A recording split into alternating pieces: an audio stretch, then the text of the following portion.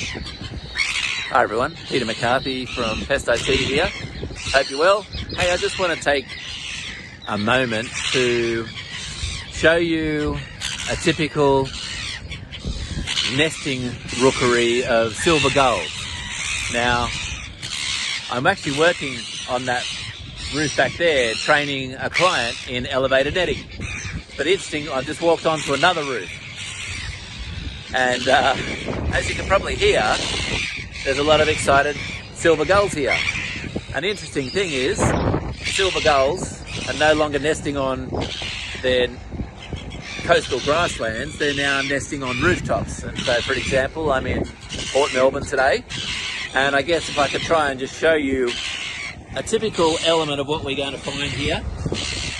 So, silver gulls, there's a nest there, and that's typical. Most of the eggs the nests have 2 to 3 eggs in each, but it's outside of the nesting season at the moment.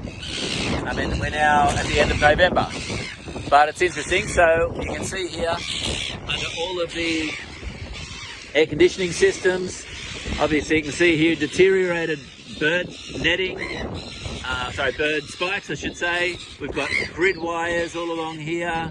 We've got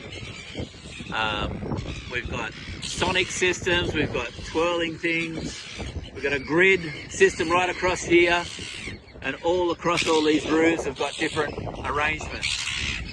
So as we get into here, we see unfortunately carcasses and so on of things caught in. There's carcasses everywhere caught in grid systems, hence the reason why I don't use grid systems. So anyway, normally, of course, you're probably hearing me talking about systems like flock-off, which are electromagnetic fields, which is the new technology that I'm really excited about. But I'm going to do another video in a second that's just over the back here of the work that we've just done over the last 2 days. So I'll get to that, and I'll just take you through the set out of an elevated netting system. So anyway, a beautiful sunny day here. Had sunscreen on, still sunburnt, but that's what happens when you're out on these different open roofs. But I just thought I'd share,